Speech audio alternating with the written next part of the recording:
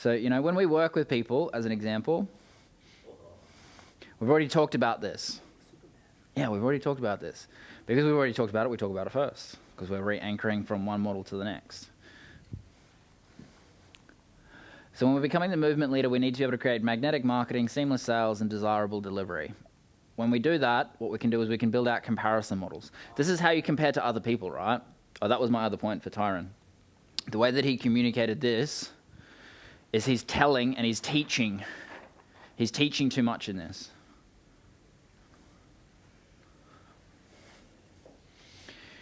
To do a true solution model, what you're doing is you're getting people to score themselves on how they already do this.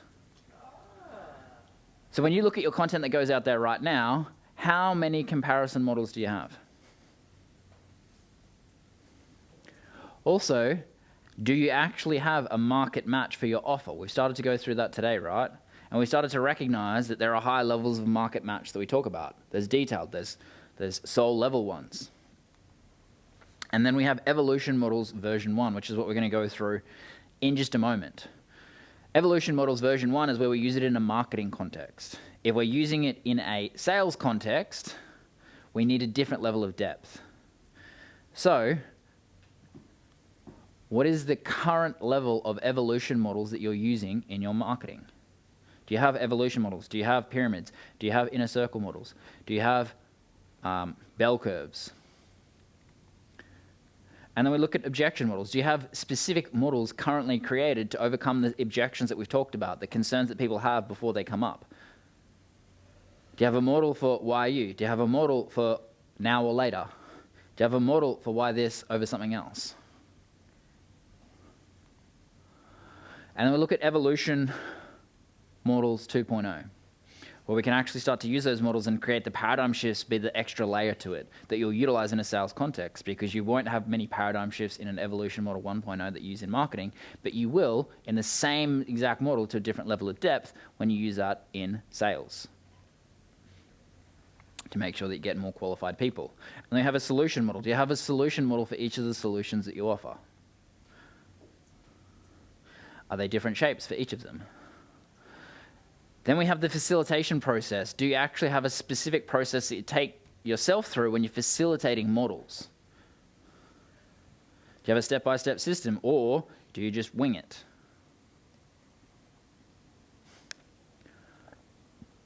Do you have a common language that you create? How many people have heard me use the word holographics?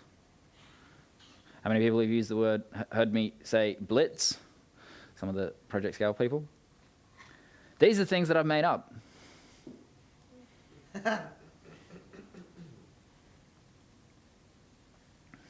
Why? Because when you can create a common language around something, then what that does is it allows people to become embedded in your community on an even deeper level.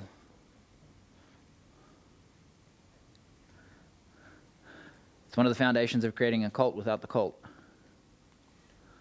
And then we have resolution models. How do we actually take people to the level of depth? Do you have resolution models currently?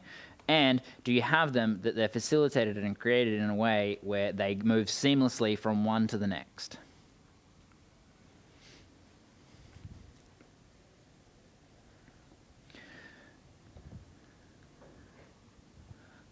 Because when you do that and you get magnetic marketing, then what you really do is you really start to engage the marketplace on an even deeper level, right? And then you enroll people on an even deeper level. But more than that, you enthrall people on an even deeper level, because they're the people that then refer to you. So this grows your audience, this grows your bank account, and this grows your brand in the marketplace. And when you bring all of those things together, what do you become? You become the movement leader that you are destined to be.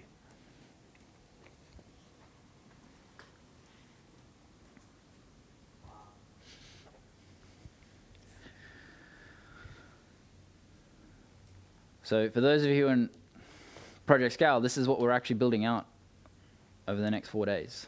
We've started to go through this. We go through on an even deeper level tomorrow. We build out your solution model. We actually go through on the last day the modeled magic method. We build out your common language and what that is for you. We build out the resolution models for you. We build out the objection models for you. So that all that you need to do is just fill in the gaps.